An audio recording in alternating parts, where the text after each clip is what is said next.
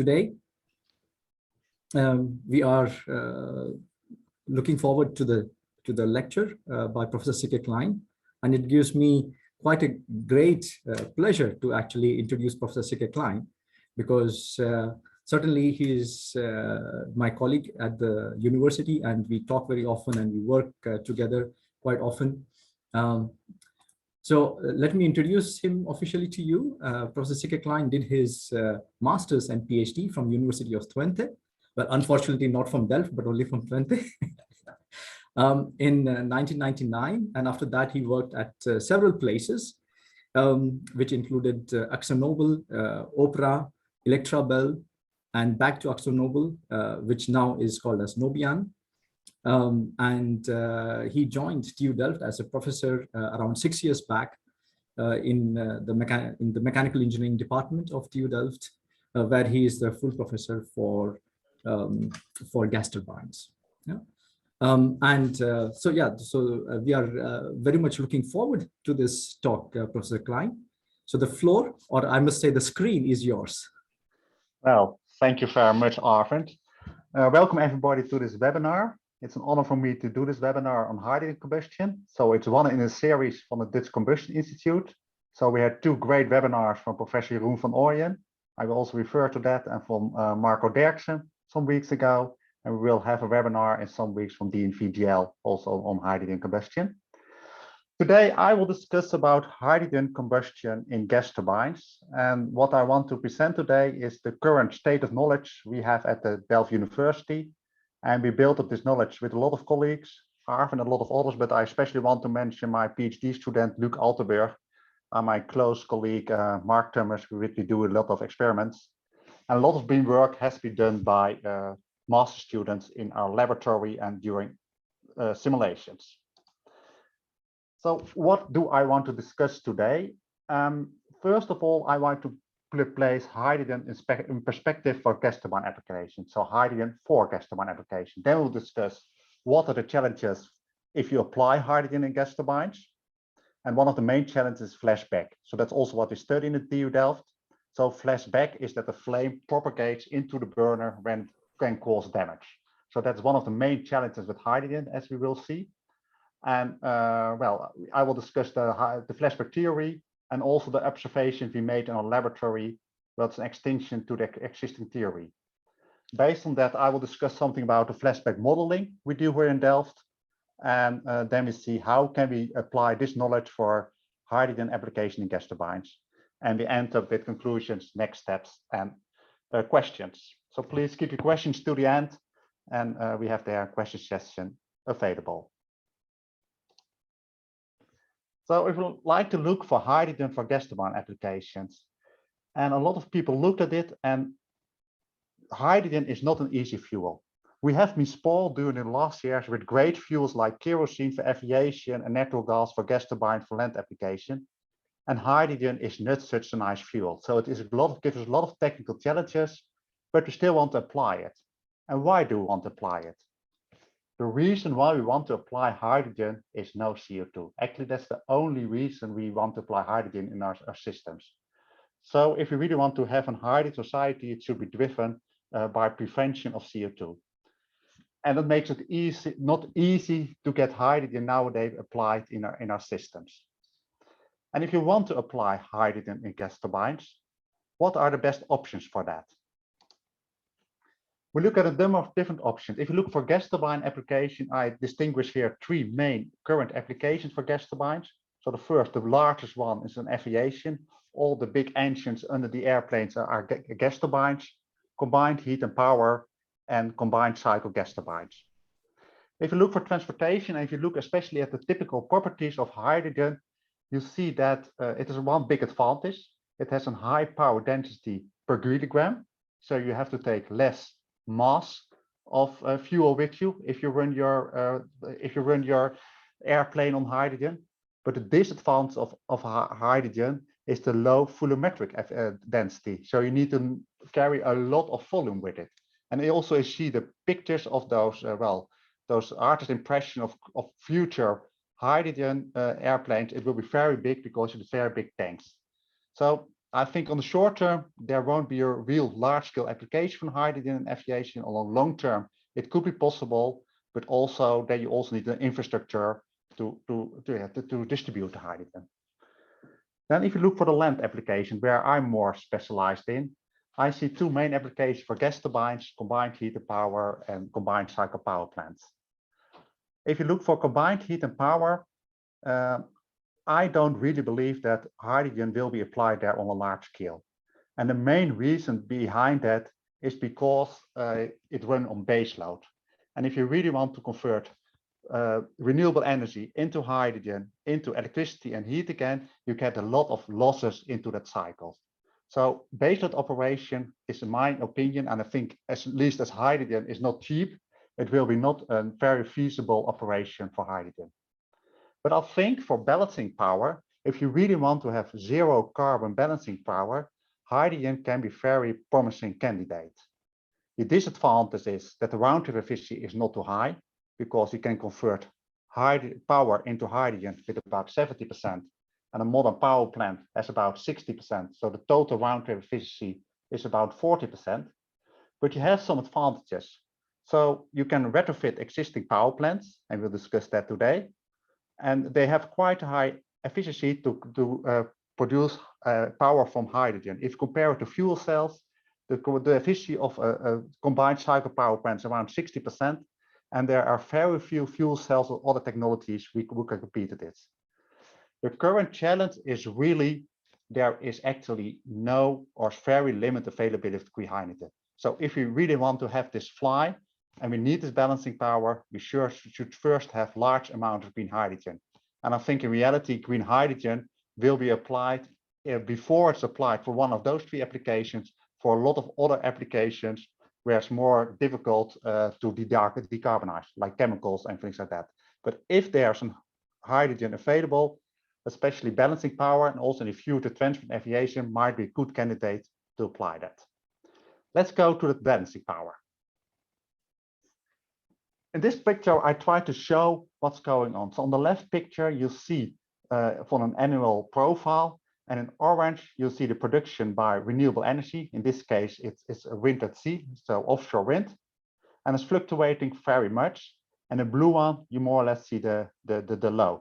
And you see there are a lot of periods where you have an excess of power that will result in low prices, but you also have a large period where you have shortage of power that normally result in high prices. Well, these pictures are not too easy to analyze. So I made another picture, an annual duration curve of that. And what I did in this annual duration curve, I sorted all the generation profiles from large to small. So these are the hours with high power generation, so a lot of wind, and these are the hours with no wind. And you get the kind of this profile. So there's a lot of here peak power, and there's some hours with almost no generation. If you combine that with a base load with the same total megawatt hour per year, so for example, this boat 1 megawatt hour per year, you see a number of typical things. About half of the year, there's more electricity generated than is requested by the load. So you have an excess of renewable energy. So FRE means variable renewable energy. It's about half of the time an excess. But also half of time you have a shortage. So on the left card, you are here. And for this part of the time, you have to do something. Either you have to reduce your load, or you have to supply balancing power. And a nice thing, and you can make a lot of calculation a bit about if you have 1 megawatt hour generated, but if you have 1 megawatt hour of load, you can fill about 75% directly with renewable power, and otherwise has to be filled by balancing. And it's also one of the reasons why baseload co-generation coupled to hydrogen is, in my belief, not such a good idea, because 75% you can already directly fulfill with renewable power. And there's been some studies, a lot of studies, and one of the studies from the CE Delft, the Dutch consultancy office, and they looked how can we provide flexible power from different sources, and actually especially with hydrogen, and they sorted them on the cost price. And what you see, the cheapest one is demand side response, the CCG on natural gas is currently similar price, but it will increase with the CO2 levels. But the third one in row is really the CCGT converted to hydrogen, and the other one are actually more expensive. So hydrogen fuel cells, and the main reason about this is because you can use existing assets where you have relatively low investment into retrofits. So hydrogen for gas turbines can be a very good candidate for future balancing of the grid. But then if you look at the price of hydrogen, and I try to make here a very simple business case, so the controllers won't blame me for this, but to see what's about the cost price of hydrogen. And there are three main factors influencing the cost price. First of all is the price of the electrolyzer, the investment cost of the electrolyzer, in combination with the running hours of the electrolyzers. So that is plotted on the x-axis. So like you said, like you saw for offshore wind, about the full load hours, about 4,000 hours, and the typical nowadays investment cost for electrolyzer about 1,500 euro per kilowatt. And if you look like that, the other important aspect next to the capex and operational hours is the cost of renewable power. Well, nowadays, a typical number for wind at sea is about 50 euro per megawatt hour. Well, if you combine that in this graph and it makes an assumption, some simplified assumptions for the capex and the conversion efficiency, you end up with a hydrogen price something like, well, 125, 150 euro per megawatt hour low heating value and about 5 euro per kilogram. If you compare that to gray hydrogen, so hydrogen produced by ATRs or methane reforming, you come to another level. And for gray hydrogen, the drivers are mainly the gas price and the CO2 price. This is only for the variable cost for gray hydrogen, but if you today calculate the gray hydrogen price, well, the CO2 price around 60 till 70. The gas price, well, it fluctuates very much, but it will be something in this area, something by, this between 25, 50. Nowadays, it will even a little bit higher. So you can end up with prices like this. But if you have the historic gas price from about 25 euro per megawatt hour, and then if you combine that with this green hydrogen price, you will end up that you need about a CO2 price of 350 euro per megawatt hour to get green hydrogen achievable. Well, with the current gas price, it is of course lower. So hydrogen is not cheap, and I don't think it will be cheap on the short term, because you still have the capex of the electrolyzers, and wind is also not for free. Wind energy is not for free. Wind for free, but wind energy isn't. And what is green hydrogen for power generation? Well, we make a similar graph. Oh, sorry. We make a similar graph for hydrogen for power generation. So then we convert it just by the conversion efficiency of hydrogen to power with 60%. And I plotted next to that the EPEX spot price, so the current spot price in the Netherlands. And actually, if you look now at the current situation with extremely high gas prices, we see, well, actually with the current price of green hydrogen, we could generate power. So maybe even with these high gas prices, hydrogen-based power can become, maybe in the order of magnitude that it become feasible. But I don't hope it's there will be some relaxation of prices in the near future. So why would you do hydrogen customer application? For the main reason, CO2 reduction, and the challenge for green hydrogen is with the availability, price level, and the intermittency. So because it's coupled to wind solar, you need a kind of storage in between. And important here, if you really want to apply green hydrogen, it's not for free. So look at the efficiency loss in the value chain. And it can, of course, look at regionally, or it can import it. It all has to be seen in the future. What's the best way there? So if you have that hydrogen and multiply it in the gas turbine, what are the challenges? So that's the main issue I want to discuss today. And I focus on combustion, and there are two main important things. So if we start here with the NOx, with the bottom left figure, what I plotted here is and on the x-axis the equivalence ratio. That's about the fuel-air ratio versus the flame temperature. And what you see here, this is for methane, and this is for hydrogen above that. This one, this dotted one. So what you see at stoichiometric conditions, so where you have the justified fuel and air ratio, the hydrogen flame temperature increases by about 200 Kelvin, or 400 Kelvin even, 400 Kelvin.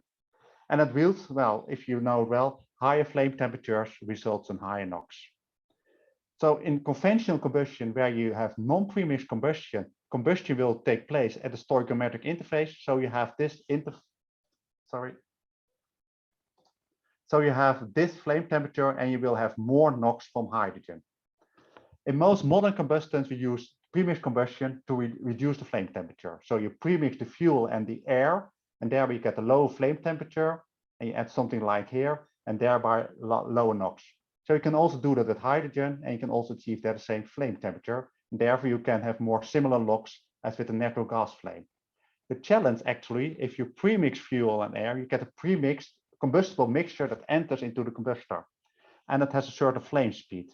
And if you look to this place, you see that the flame speed from hydrogen is 5 times till 10 times larger than that for natural gas. And that is one of the real main challenges from hydrogen. This high flame speed makes that the flame can propagate into the burner and cause damage. Next to that, other issues also has some impact on the combustion dynamics. So this is the main challenge with hydrogen is flashback. And that flashback is amplified by the Lewis number effect. We had a very good lecture on that by Professor Jeroen van Ooyen some months ago. And really because of the Lewis number effect, what the Lewis number effect tell is that the hydrogen diffusivity is higher than thermal diffusivity, especially at those lean conditions where you want to run in premixed combustion. And in that case, you get local enrichment because the hydrogen diffuses into the flame, you get local enrichment and increased flame velocity. So this effect of this, well, higher flame speed is accelerated, amplified by the high diffusivity of hydrogen into the gas. So this both effect make hydrogen combustion in gas turbines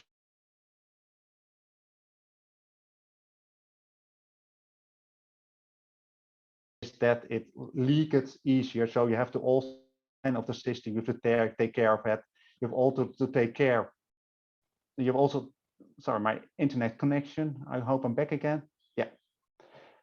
So with the diffusivity, you also have to take care of the leakage rate and things like that. So with sealing, it's also important to do that. Another challenge if you want to combust hydrogen in gas turbine, because it has a very low volumetric density, you should be very careful on the numbers presented by manufacturers. What's the real effect? So I plotted that in this picture. So the blue one is the effect on the total energetic input and therefore also the carbon reduction. So for example, if you have 60% volume percent of hydrogen in fuel, you only have 30% in CO2 reduction. So if you want to have 50% CO2 reduction, so 50% reduction actually of the natural gas input, you have to go to about 80% hydrogen in your mixture. And what you see here, this is the flame speed I plotted here. And you see, well, in this areas, the flame speed increases a little bit due to hydrogen, but especially when you go to higher hydrogen rates, it gets much more challenging, it gets much higher flame speed. So, well, simply stated, till about 40%, it's complex and challenging to combust the combination of hydrogen, but really when you're in between 80 and 100%, that is where the real issues are. So there you really have the real development to do that. Well, a lot of manufacturers are struggling with that, and there's some typical numbers you see here. And for example, this is from about 2019 and 2020 numbers. You see typically those numbers are below those 80%, 30, 40%. In this range, a lot of manufacturers still want to supply hydrogen, guarantee hydrogen in their situation. Nowadays, it might be a little bit higher because this number from 2019. And the numbers, well, we claim to be on 100%. And those are mainly also diffusion type of kind of diffusion type of burners. So we are not there. They're not commercially available. Hydrogen burners for gas turbine are not commercially available on a large scale. But the many of the manufacturers and OEMs are working on this. And in this slide, I try to summarize what are the different technologies that has been working on. I divided them in two parts. So the non-premix combustion, and like we saw before, that normally leads to high NOx. or you have the premix combustion, so you can have low NOx, where there you have to do something with flashback prevention. Well, for the non-premix combustion, a number of companies, for example, Mitsubishi, GE, Kawasaki, they always make kind of small micro mixing, small injectors, and you make a lot of very small diffusion flames, and therefore you can also create a reasonable NOx. So they look like very small injectors like this, and they all have their own technologies that differ a lot, differs a little bit between them, but they all use very small flames. Then another application is flux, is a kind of internal flue gas recirculation, or of course you can use the conventional technology by steam injection to reduce NOx, to reduce the flame temperature by steam injection. So these are the developments, and especially these one on the top are developments on non-premix combustion. If you look on premix combustion, that's other one. Normally premix combustion for natural gas is on swirl stabilization. So you have a swirl in the flame to stabilize the flame. You get an internal recirculation zone that really stabilize the flame. Well, we'll show later that swirl in combination with hydrogen can lead really to high risk on flashback. So the number of tricks, and they're more or less identical to that. If you have a low swirl burner, this technology, or you use an axial air jet to keep the flame out of the burner. These are the two technologies to prevent flashback with the swirl burner. There are some other types of technologies. This is the sequential combustion, so where you split the combustion in two different stages, and a number of possibilities for that. I don't go in detail, but in this case you have here a flame and there a flame, and in both cases in the first case you can run in this situation with a low equivalence ratio and thereby low flame speed and thereby prevent flashback, and just inject some fuel just before the turbine entrance, so you can have their complete combustion of the fuel. That's the advantage of hydrogen. Hydrogen will combust. So if you also combust fast. So also if you inject it just before the turbine enters, it will be combusted before it enters here. Another technology, and it's also what we study here at the TU Delft, is a trapped vortex combustor. It's a little bit complex figure, so I won't go in detail. But really what you see is the flow flows around the outside of the combustor line and makes a 180 degrees turn. And the effect of this 180 degrees turn is that you get a trapped vortex, a recirculation zone. And this trapped vortex, the recirculation zone, really stabilizes the flame. And the advantage versus the swirl burner is that this vortex, the stabilization vortex, is trapped by geometry. So where this vortex in the swirl the position is dependent on all kinds of hydrodynamic properties. In this situation, it's really trapped by this geometry. So with hydrogen, this trapped vortex doesn't shift too much, and therefore you can also run stable on hydrogen combustion. Okay, like I said, we really more focusing at the Delft University at premix flames, and therefore we look at a flashback because that's one of the main challenges there. I first want to show a picture we took some months ago in a laboratory. I can run it.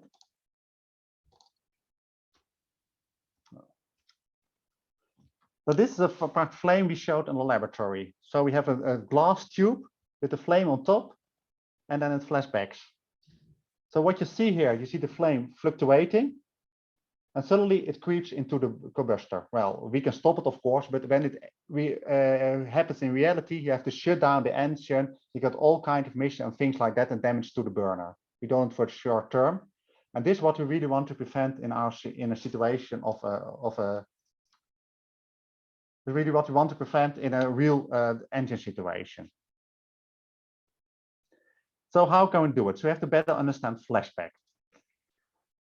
And if you look at flashback in premix flames, we identify two main types of flashback. And it's a little bit different than the general theory. We now focus really on two main types. And the first one is boundary layer flashback. Because what happens in flashback, the simple story about flashback is that the flame velocity becomes higher than the local flow velocity. And what you see, if you have a flow into a kind of tube, you always have the lowest velocity close to the wall. So there you have the highest chance on flashback in the boundary layer. So the boundary layer is the area called close to the wall. So there you can have flashback in the boundary layer. We separate two situations, confined and unconfined. I will describe them later. And the other one is really the swirling flames. is combustion-induced vortex breakdown. So in a swirling flame, you have a swirling flame, you get a recirculation zone here because the flame is expanding due to the swirl. And this recirculation zone can move upstream due to the flame generated pressure. So that combination can really, and that's called combustion-induced vortex breakdown. In both cases, you can have combustion-driven oscillations, so acoustic oscillations, they can amplify the flashback effect. The classic flashback theory, so the basic is Lewis and van Elbe, they're very famous names in this world. And what you see here is plotted here. So we have here a boundary layer, so a plate. So for example, a tube, the wall of a tube. You have the flow coming in. You have the boundary layer in this tube. You see that at this wall, the velocity is 0. That should be, and then should gradually increase when it's getting further from the wall. And you have a flame there.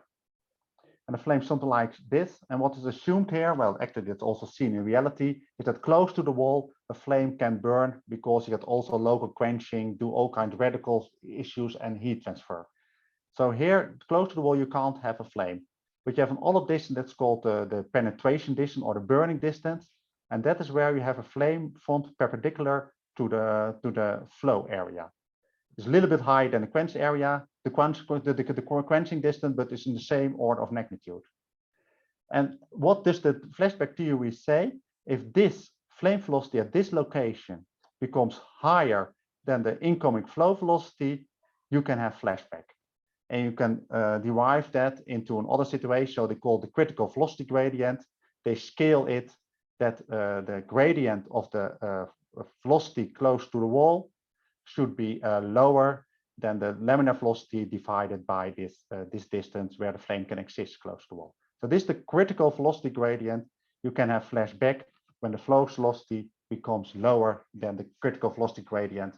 So when the flow velocity becomes lower than the laminar flame speed, so the flow gradient becomes lower than the critical velocity gradient. This is the flashback theory. One very important theory for modern flashback thing is the flame at first pressure. And to understand that in a flame, what happens there is that you have a mass flow coming in and it's expanded due to the heat release by a factor 4. So your flow is accelerated in the flame by a factor because of this expansion. And if you calculate that out, well, we can show it here. So you have the mass conservation, you have the momentum conservation, and then you can calculate the pressure drop over the flame. And what happens here, so you see that the pressure drop of the flame is a function of the flame speed and the density ratio over the flame. And what means that actually is that you have a higher pressure downstream of the flame than upstream of the flame. So the flame decelerates the incoming flow. And that's a very important effect in flashback because that's the upstream effect of the flame on the flow. And in the previous flashback theory from Lewis and van Elbe, that was not taken into account. But it is shown, and during the last years, lasting decades, also by research, for example, TU Munich, this has become a very important factor in flashback.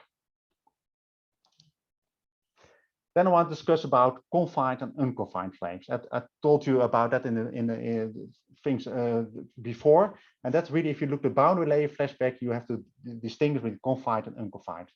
And actually, what unconfined is that you have a free flame in the open. Just the picture we showed you, the video I showed you, that's an unconfined flame when it's on top of the burner. When it's in the flame, in the burner, it becomes a confined flame. And important, we see that later, is really that it's the pressure effect of the flame on the incoming flow that's really determined. In a confined flame, that effect is very large. In an unconfined flame, that effect is much smaller and therefore it has less effect. And you also can see in this picture, so look at the critical velocity gradient, you see that the confined flame, the critical velocity gradient is much higher than unconfined flames. That really has to do with the pressure. So when in a confined flame, you have a much higher risk on flashback than an unconfined flames. So if you look like here, this is the flow critical velocity gradient. If the flow velocity gradient becomes larger than the critical velocity gradient, you get flashback. So in this area, you can have flashback. So how does flashback look like? We showed it again, and with the natural gas and the hydrogen flame. I hope it starts.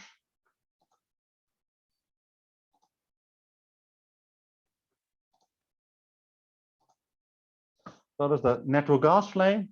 See it fluctuating.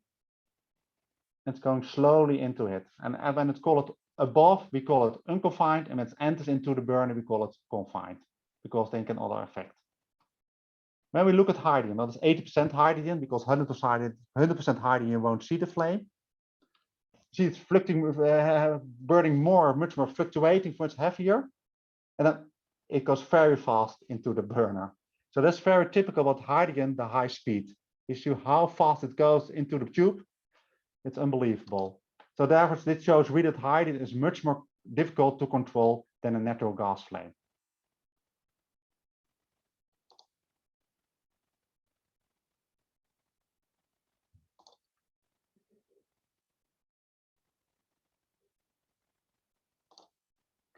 So can you do the same with the simulation? So we did the simulation VFD. We see it, also see it here. And actually what I like to show in this simulation is really where you see the velocity over the flame and you see the deceleration of the flow. Yeah, you don't see it that good here, but you see the deceleration of the flow upstream of the flame front. Where you see the red zone, there's a high velocity, there the flow is accelerated and there's the flame front. And you see it suddenly jumps into the burner. It jumps here and then yeah, it jumps into the burner. Well, to get some ideas how sensitive is a burner for flashback and what are different sensitivity of flashback, you make a kind of flashback net. And there we plot the flashback velocity. So at the high velocity, you don't have flashback, but at the velocity below this line, you have flashback. First, the equivalence ratio. The equivalence ratio is the fuel-air ratio. So in this case, you have the stoichiometric mixture, just enough fuel and air to combust completely. And on this side, you have an excess of air. And what you see here, this green one is 100% hydrogen, and this one on the bottom is 100% natural gas. So you see that the flashback velocity, you need at least, if you look, for example, at a stoichiometric ratio, you need the flow velocity should be a factor about 10 times higher to prevent flashback with hydrogen than with natural gas. Now, one of the reasons, of course, is the higher laminar flame speed. So we scaled this picture on the left with the laminar flame speed, and you see, well, that's not the only effect. You see, actually, then it should be all the lines should coincide, but they don't do it. So there is some other effects, and you really see, especially with hydrogen, it really gets much higher than a spec only from the laminar flame speed. So the Lewis numbers in here, and the other things are in here. So these are the pictures we normally use where we plot the flashback velocity versus the equivalence ratio. You will show them, see more than today. So if we look at boundary layer flashback, we distinguish three different situations, three different phases actually. First is when you have the flame above the burner, then you get flame stage modification because also of the pressure gradient. Then you saw also in the simulation, but also in the movies that you get a jump into the burner, and when it's into the burner, you get confined flashback. This is a picture just recently recorded by one of our students, master students, Gerson Willems, and you really see here now it's coming down into the flame, into the burner.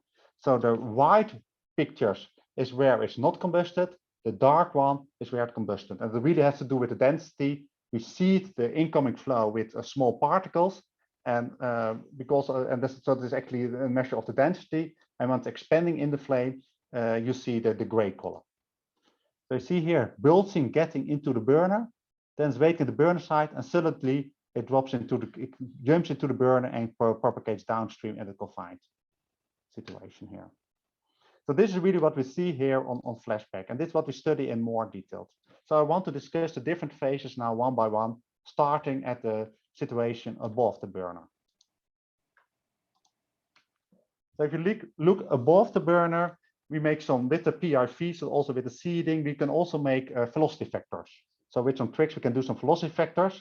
And one of the velocity vectors you can see here. So if you have the situation above the burner, you get all kinds of gusps into the burner where the flame enters into the non-reacting zone. So you get here a flame front and it enters into the non-reacting zone.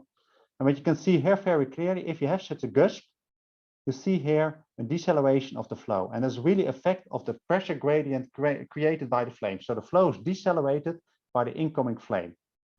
Well, you can see how does such a cusp form, and you can follow such a cusp, and you see it's really eating on the side, and then it can hear it flashbacks.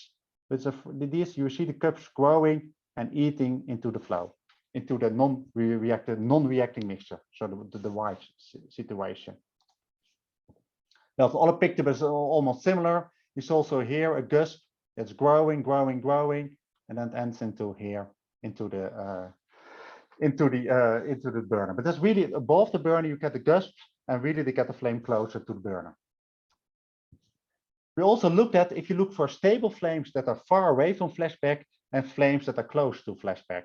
And based on those velocity fields, we could indirectly derive the pressure field. So the pressure gradient field with some tricks with the Euler equation, we were capable to derive the pressure field.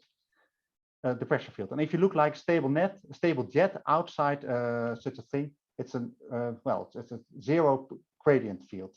If you look like an unstable film, you see that's a much higher pressure gradient before that flame, upstream of that flame, than with stable jet, and also than the stable flame. So the pressure gradient into the flame already tells something how close is it to flashback. So this is one of the things we derive from indirectly from our measurements, the flame pressure field upstream of the flame. Interesting thing is also we found recently that you have that upstream pressure, but it has no influence on the flow, on the incoming flow in the tube. So this flow is more or less incompressible it's sensitive for the flame generated pressure. And that's important information because we also tried, can we have some precursor of flashback that it maybe drops into here, but we couldn't see anything because this flow is insensitive for the flame flame fluctuations above. That's important information we worked with. You see it for different situations close to flashback, nothing happens in the velocity profile. Then when we have a flame very close to flashback, we see a number of things happening. First of all, we see the flame dancing. We see large influence of the burner rim temperature here. We see the effect of the local turbulent fluctuation. An important one is we see also a coincidence of the combination of low velocity streaks that propagate from downstream, so that at areas with low velocity that propagate from downstream into the flame, and there interact with the flame can lead to flashback. Will not lead, but can lead to flashback. It's important statistical phenomena. So if you look like the fluctuating flame, well, you see it fluctuates close to the burner, and suddenly it sucks into it. I'll make a very simple animation for that. And you see it more or less sweeping left and right. I don't see if it works. Very simply stated, we see it sweeping left and right, that situation, and then it can close, even if it's here. You can imagine it's easier to dump into the burner than in this situation. And it will normally enter the burner with flashback in this situation because also the pressure gradient acts in this direction.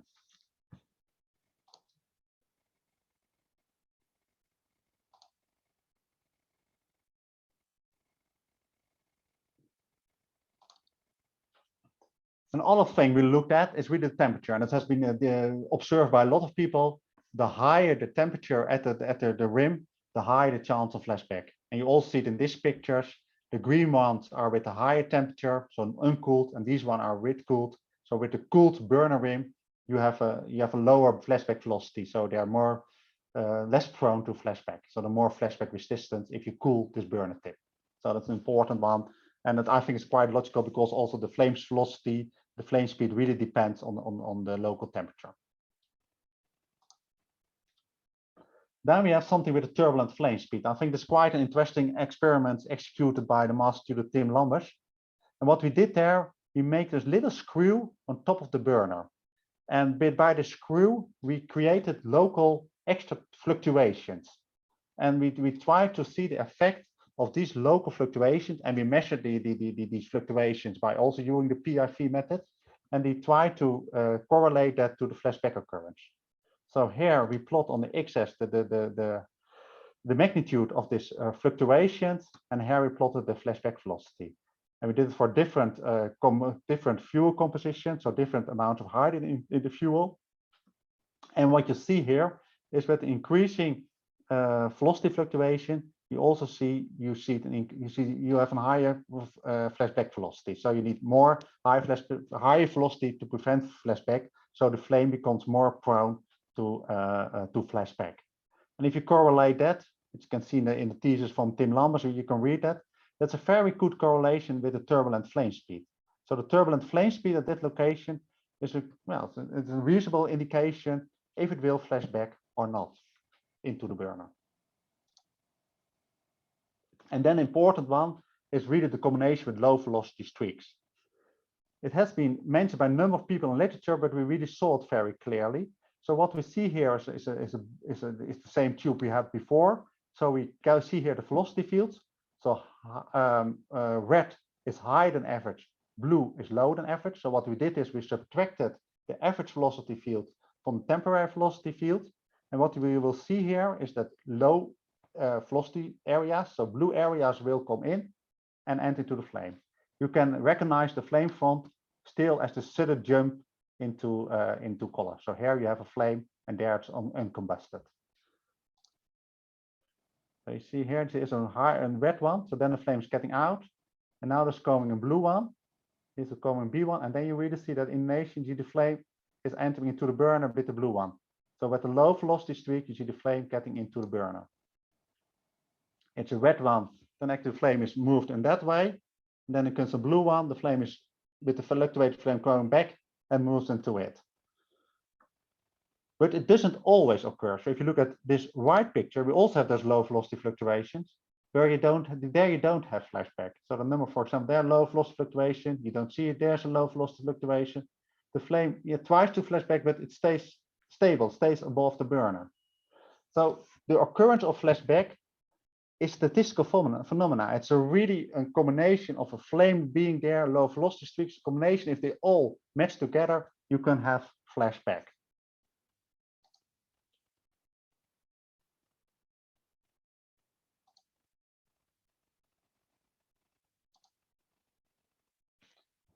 Yeah, and if you look into the burner, that's called confined flashback. And what you really see there is the interaction between the flame front and the incoming boundary layer. So you see here the boundary layer coming from the left, flows coming from the left, flames coming from the right. And you see here, because of this incoming flame front, you get deceleration of the flow and you get recirculation of the flow here. And that you can really see now very nice in this picture. So we get the flashback.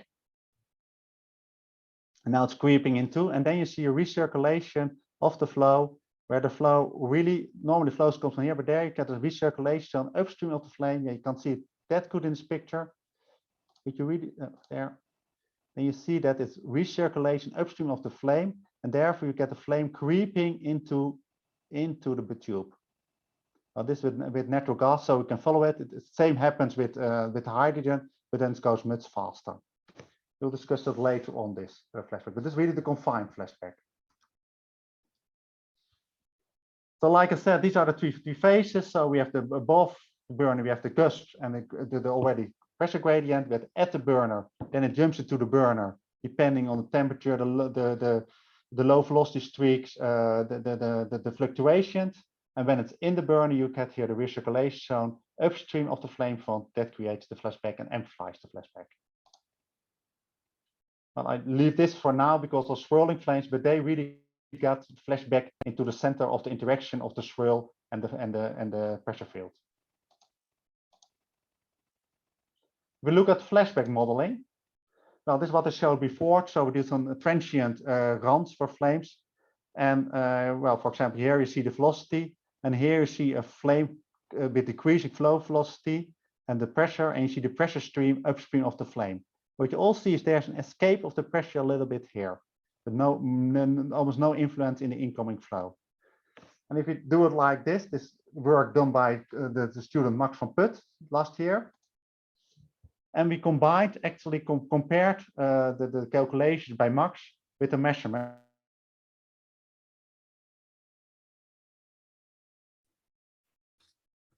Model. And you see there's a quite correlation between what we measured and what we experimented. So the dotted, oh, my internet's again unstable. So what you see here is that, for example, this blue one with 80% hydrogen, I think you set a quite good correlation between the experiments and the measurement the same for how 100% hydrogen it deviates, but for the other cases, quite a good comparison. And what you see here is that, well, like so also in the measurements from Tim Lambert, the turbulent flame speed is quite a good indication for the occurrence of confined flashback. And we see, of course, flow retardation by the adverse pressure gradient. Then for combined flames, well, we saw it in the past where you really see that the flame front influence the upstream flow and you get boundary layer instability. Well, last year we worked hard on it at the TU Delft, so with some master students, Yuri, Tober, and Oliver Björnsson. And you can see here, so you get the flame front generates a pressure field that influence the incoming flow, and it can lead to boundary layer instability. We applied this instability criteria from Stratford, was first proposed by Hovenrichter, and we applied it to general cases. And we go into detail, but we can go to the next one. So in this model, actually we made a model out of it as a post-processor for CFD. There are important number of parameters. So like we said, is the pressure gradient increased by the expansion in the flow. We get some information from the main flow. We have the turbulent flame speed. We got a low luminous number correction. So in our case, we took a correction for the literature. We looked at Mark's-time length correction, but for our flames, especially at the lean hydrogen flame, that didn't work. So we have to look at other correlation derived from numerical calculation in the literature. Together with the interpolated shape of the boundary layer and other things, we all put it in one model. And this, well, who the model looks like it. And therefore we can calculate at what circumstances a flashback occurs in such burners. So we validated them for a number of academic burners. So these are experiments from Munich. And you see the blue ones are our work. The original boundary layer flashback is the original work. And you see the crosses are the experiments.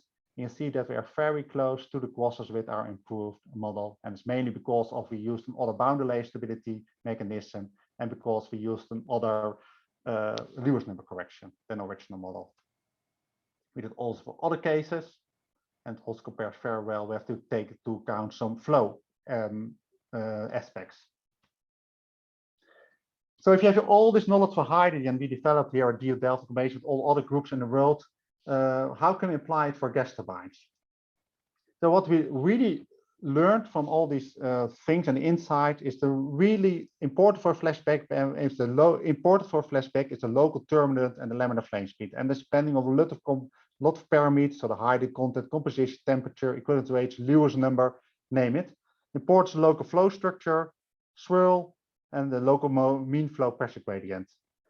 Well, we don't know everything yet. So what I just showed is the knowledge we have at the moment, but there's still a lot of details we really need to know for better insights, like the combination of statistical, where it's really statistical versus we now model it with average quantities, interaction of the flame with the boundary layer is an important one, near wall effect. So a lot of those things we still have to know to better understand the boundary layer flashback. So in Delft we do research on that, both on the laboratory, on the experiment we just showed, but also the modeling. And this, for example, we also applied, I just showed the boundary layer flashback, we applied to academic burners. We also applied them to a number of gas turbine-like burners. So this is work done by Christos last year. We're going to present to the ESME Turbo next year. And there you see, with a small modification of turbulent flame speed closure, we get very good comparison for our model to predict flashback occurrence in gas turbine-like burners. So that makes our model very valuable in evaluation of burner designs. So one of the burner designs we studied in a laboratory, so it's together in the high hydrogen project, is a kind of trap force burner, where you also see again this flashback map comparable to the other one. This is how it looks during experiments. So there's quite heavy experiments with a lot of heat. These are the flames when you look on top of them. So this work done by the PhD student Luc, and still working on that coming year. And what we really see here, if you have this burner, so the flow is coming in here and make the 180-degree turns I just showed where the vortex is here, and you have the risk on flashback in this area. And how did we identify that? We applied our model as a post-processor to see if these simulations to this situation. And you really see that if you go more downstream in this direction, so those are these numbers following in here, and actually this the increased risk on flashback, you have here the area where the flashback occurs.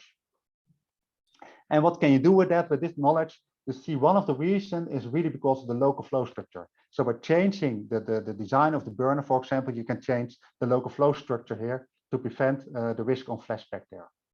Sikke, we are not able to see your laser pointer. Okay, sorry. Oh, that's because I shifted. Okay, yeah, thank you. Sorry. And now you see it again? Yes. Okay. Well, I hope you followed it, but okay, yeah. I can show you yet, but maybe go back. If you look like here, do the laser pointer. So this is something we did on our trapped vortex burner. So the flow is coming in here and make this turn around 180 degrees. So you have the trapped vortex here, and you will see that this area is most prone to flashback. And the reason behind it is really the local flow conditions. So we evaluated that with this model, and this gives the chance on flashback, or that equivalence ratio could flashback occur. And you really see that in this area, so if you follow these numbers around this corner, the same numbering here, here you have the highest risk on flashback on this situation. And then, like I said, you can improve that flashback performance by changing the flow modifications, and you can validate it with the model again to see if you're good, if you're more flashback resistant burner. So the conclusions. Well, first of all, like hydrogen for gas turbines or gas turbines, I think that hydrogen from a retrofit combined cycle plant is a good candidate to provide balancing power for the future. 100% hydrogen burners are in development. We are not there yet, but the closer demonstration phase. So I think the coming years we should demonstrate a number of these technologies to be able to have those to apply it in CCGT power plant in the future. Well, flashback is quite a complex phenomena, statistical phenomena, interaction of a lot of things together. What you see for confined flashback, actually the flame speed of the turbulent flame speed is very good for flashback. For unconfined flashback, so the flames above the burner. For the confined flashback, you really have to look at the flame at first pressure in combination with the boundary layer instability. And there, well, they really look in detail. I think from many burners, this is also very important. Well, our flashback model from TU Delft performs well, both for academic and gas turbine burners, and therefore it's a valuable tool for design of combustors. So what are we working on here in Delft? Well, with the high hydrogen project, we're now phase 2, so that's supported by RVO and with a number of companies working on that. And we now really like to see more a 2D visualization to have more details about the flow and to see what's happening there. We want to validate our model with also other pressurized results from the flame sheet. And we're now working, can we have some active control and early detector of flashback and have some active control of flashback. We now also have a project started with OPRA to look at swirl burners. And well, we also would like to get more insights into the interaction of the flow and the flame in the boundary layer. So we have defined a very nice project. Unfortunately, it wasn't awarded for funding last week. So we're still looking for funding for this project. And we, well, it would be very nice projects of the partners for this project. Please report to me. We can, well, it would be very greatly improve our insights and your insights on flashback. And we see those simple academic burners, the Bunsen burner we do, gives a lot of valuable insights in how flashback looks like and what you can do to prevent it. Well, these are all the people I like to thank. So all my academic corporations, my people here at Delft University, the master students who worked on this, the companies that work together, and especially also the funding, some from RVO and the Stichting Gastenbienenonderwijs. Well, thank you. I think, did you make it in time? Yeah, 5 minutes left. Thanks a lot, Sikke. It was really nice. I mean, you know. Yeah, so are there questions? Let me stop the recording first.